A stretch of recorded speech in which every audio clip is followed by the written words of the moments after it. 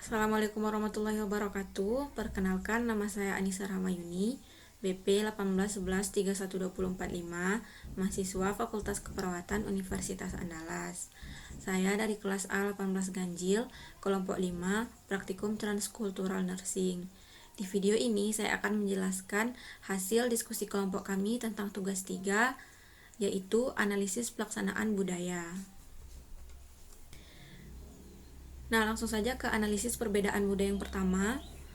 Ada upacara pemakaman Rambu Solo di Toraja. Kebudayaan yang paling terkenal di Tanah Toraja adalah upacara pemakaman Rambu Solo.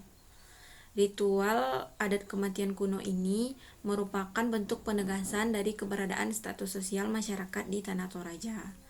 Masyarakat Tanah Toraja percaya tanpa upacara penguburan ini, maka arwah orang yang meninggal akan memberikan kemalangan kepada orang yang mereka tinggalkan. Orang yang meninggal hanya dianggap sebagai orang yang sakit, karenanya masih diberikan makanan atau minuman dan perawatan seperti orang-orang sakit pada hal biasanya. Nah, berbeda bagi kalangan bangsawan yang meninggal, maka masyarakat Tanah Toraja akan mengadakan pemotongan kerbau sebanyak 24 hingga 100 ekor kerbau. Bahkan satu di antaranya kerbau belang Tanah Toraja yang harganya sangat mahal. Nah, upacara pemotongan kerbau ini merupakan salah satu atraksi yang khas di Tanah Toraja dengan menebas leher kerbau dengan menggunakan sebilah parang dan dalam satu kali tebas. Upacara pemakaman Rambu Solo ini adalah rangkaian kegiatan yang rumit serta membutuhkan persiapan yang banyak, bahkan hingga berbulan-bulan. Nah, sementara menunggu persiapan upacara tersebut selesai, mayat akan dibungkus dalam kain dan diletakkan di rumah leluhur atau yang masyarakat Tanah Toraja menyebutnya dengan tongkonan. Selama menunggu waktu tersebut, mayat tentu akan mengalami pembusukan walaupun sudah disiasati dengan pengawetan alami atau dengan pembalseman. Proses pembusukan berawal dari mikroba yang berada di dalam tubuh si mayat dan kemudian diikuti juga dengan mikroba-mikroba yang datang dari luar. Nah, bakteri-bakteri ini akan menghasilkan asam asetat, metana, dan gas hidrogen sulfida yang akan menghasilkan bau busuk. Produk berbahaya selain gas yang dihasilkan oleh bakteri-bakteri ini adalah cairan asam dan cairan lain yang mengandung protein toksik. Nah, jika cairan ini menginfeksi kulit yang luka atau terkena makanan, bukan hanya produk beracunnya yang masuk ke dalam tubuh, tetapi juga bakteri heterotrof seperti Clostridium. Bakteri tersebut dapat menimbulkan berbagai masalah kesehatan seperti lemahnya sistem kekebalan tubuh, malaria, diare, tetanus, serta infeksi lainnya. Nah, kemudian juga tongkonan yang digunakan sebagai tempat penyimpanan si mayat tersebut juga ditempati oleh keluarga si mayat yang masih sehat seperti bayi, anak-anak, bahkan juga ibu hamil dan lain-lain.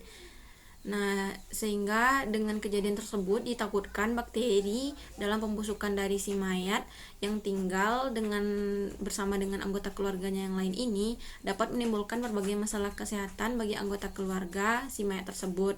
Kemudian selain daripada itu, tradisi penyembelihan kerbau yang ada di Tanah Toraja ini dilakukan dengan cara sekali tebas dan dilakukan di area tanah yang tidak diberikan alas. Kemudian daging yang sudah dipotong-potong diberikan ke masyarakat di sekitar. Dengan cara seperti ini dapat diketahui bahwa higien dari daging tersebut tidak terjaga dengan baik sehingga bisa saja menimbulkan masalah kesehatan bagi orang-orang yang mengkonsumsi daging tersebut. Nah, setelah mengetahui kebudayaan yang ada di Tanah Toraja, kemudian ada juga kebudayaan lain yaitu dari suku Dayak dengan tradisi pengobatan tradisional mereka yang disebut dengan ritual lenggang. Ritual lenggang adalah suatu ritual pengobatan yang mulai hilang di antara masyarakat Dayak. Ritual lenggang ini adalah proses penyembuhan atau pengobatan orang yang terkena sakit. Ritual lenggang dilakukan oleh tetua adat yang disebut dengan tukang lenggang. Biasanya tukang lenggang akan mengelilingi sesajen yang telah disiapkan sambil membaca kalimat-kalimat sakral atau nyanyian untuk meminta kesembuhan dan diiringi dengan musik-musik tradisional. Tukang lenggang akan mengelilingi sajian yang ada dengan membawa lilin yang menyala dan ditutupi dengan sebuah cermin kecil seukuran telapak tangan orang dewasa. Lenggang termasuk tradisi lisan karena nyanyian yang dinyanyikan ketika ritual lenggang disampaikan secara langsung dengan lisan. Tidak ada teks tertulis yang dibacakan oleh mendega. Mendega adalah seorang yang bertugas mendampingi tukang lenggang atau disebut juga dengan orang yang mendampingi imam lenggang. Biasanya mendega bertutur tentang keluh kesah yang diderita oleh si pasien. Perlengkapan prosesi ritual lenggang yaitu dengan menyiapkan batang taman dan sesajen-sesajen lainnya yang telah ada ketentuannya menurut suku Dayak yang melakukan ritual tersebut. Nah, kemudian ada kaitan ritual pengobatan suku Dayak ini dengan kesehatan. Proses ritual tersebut terdiri dari proses baduduk namaan antu, proses lumpat, prosesi bajampi, dan prosesi nulak batang taman. Secara umum, ritual lenggang ini merupakan ritual dengan nyanyian yang diucapkan dengan harapan untuk mengangkat penyakit si pasien. Nah, karena ritual ini hanya berisi doa, jadi ritual ini tidak bertolak belakang dengan ilmu kesehatan. Karena ritual ini tidak memberikan sejenis obat, jadi ritual ini dapat didukung dan dilestarikan. Sebagai seorang perawat, seharusnya kita mendukung dan melestarikan budaya yang ada atau budaya si pasien tersebut. Nah, kita dapat memberikan edukasi kepada masyarakat suku Dayak agar melakukan pengobatan ke rumah sakit dan dapat dilanjutkan dengan melakukan ritual lenggang sebagai pengharapan agar si pasien cepat sembuh. Kemudian ada yang terakhir, cara mengetahui perbedaan budaya dengan metode 4C dalam ranah kesehatan. Metode 4C ini dapat diterapkan oleh tenaga kesehatan jika menemui pasien yang memiliki perspektif atau budaya yang berbeda dengan si tenaga kesehatan. Caranya adalah dengan mengajukan 4 buah pertanyaan, yaitu yang pertama, what do you call the problem, atau apa yang Anda sebut dengan masalah. Yang kemudian, what do you think caused the problem, atau apa yang menurut Anda menyebabkan masalah. Kemudian pertanyaan yang ketiga, how do you cope with your condition, atau yang artinya bagaimana Anda mengatasi kondisi Anda. Yang kemudian pertanyaan terakhir, what are your concern regarding the problem, atau yang artinya apa yang Anda khawatirkan tentang masalah tersebut. Dengan mengetahui latar belakang budaya dan nilai-nilai yang dipegang oleh seorang pasien, maka tenaga kesehatan dapat menentukan intervensi kesehatan yang akan dilakukan kepada pasien sesuai dengan nilai-nilai yang dipegang oleh si pasien dan tidak melanggar budaya yang dimiliki oleh si pasien. Meskipun masalah ini terlihat enteng, masalah perbedaan budaya termasuk masalah yang krusial dan perlu diwaspadai oleh tenaga kesehatan. Nah, berikut ada contoh penggunaan 4C dalam kehidupan sehari-hari, dan metode ini sangat diperlukan oleh tenaga kesehatan. Berikut ada contoh sebuah kasus di mana akan terlihat perbedaan jika menggunakan metode 4C dan dengan yang tidak menggunakan metode 4C. Kasusnya adalah seorang pasien bernama Nyonya Chang yang menderita diabetes tipe 2, kesulitan buang air kecil, dan sering merasa haus. Nyonya Chang tinggal di Amerika dan juga berobat ke rumah sakit atau instansi kesehatan yang ada di Amerika. Sementara Nyonya Chang ini adalah orang yang sangat memegang teguh prinsip pengobatan tradisional ala Cina. Dokter meresepkan obat untuk Nyonya Chang. Perawat hanya menjelaskan pentingnya obat diminum secara teratur dan konsekuensi jika si Nyonya Chang tidak meminum obat, maka akan diberikan insulin kepada si Nyonya Chang. Sementara Nyonya Chang hanya mendengarkan si perawat dengan menunduk dan cenderung diam.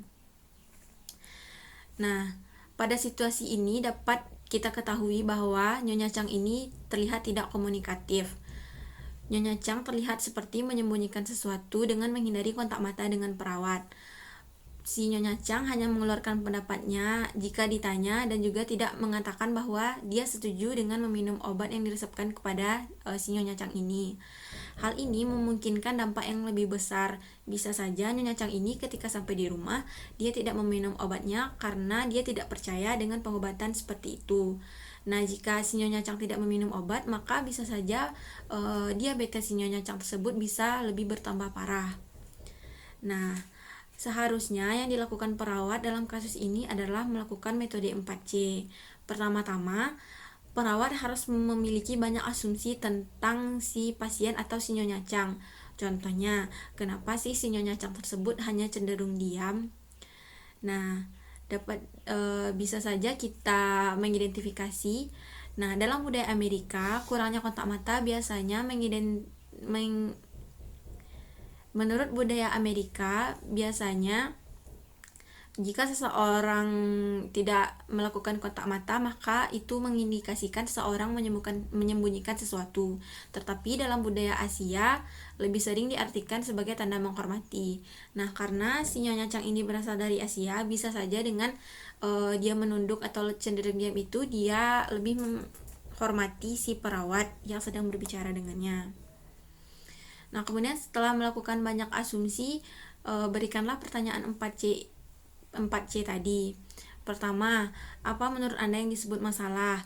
Nah, jika ditanyakan hal ini, maka si pasien akan menjawab tentang perspektif dirinya, apa yang ia rasakan yang menjadi masalah dalam dirinya. Kemudian pertanyaan kedua, apa menurut Anda yang menyebabkan masalah? Pasien akan menjawab hal apa yang menjadi penyebab penyakitnya sesuai dengan pengetahuan dan pengalaman yang ia miliki. Dan kemudian pertanyaan yang ketiga, bagaimana Anda mengatasi kondisi Anda? Pasien akan menjawab apa saja hal yang ia lakukan sebagai coping untuk mengatasi rasa sakitnya sebelum ia datang meminta pertolongan ke rumah sakit. Dan pertanyaan yang keempat, apa yang Anda khawatirkan tentang masalah tersebut? Klien akan menceritakan keresahan-keresahan yang ia rasakan selama menderita penyakit dan bagaimana penyakitnya ke depannya. Nah, dalam kasus Nyonya Chang tersebut, memberikan pertanyaan dapat memberikan pengaruh yang sangat besar. Nah, jika perawat menggali apa budaya-budaya yang dimiliki oleh si Nyonya Chang, maka Nyonya Chang akan menceritakan kalau dia akan lebih memilih pengobatan tradisional ala Cina dibandingkan dengan pengobatan ala Amerika. Nah, dari sini perawat dapat memberikan solusi dan penjelasan mengapa ia tetap harus meminum obat yang diresepkan oleh dokter, sehingga membuat Nyonya Chang mengubah pikirannya dan mau mengkonsumsi obat yang diresepkan kepada si Nyonya Chang tersebut. Nah, mungkin hanya itu materi yang dapat saya jelaskan pada video ini. Mohon maaf jika terdapat banyak kesalahan kata dan kekurangan dalam video ini. Terima kasih telah menonton video ini sampai akhir. Assalamualaikum warahmatullahi wabarakatuh.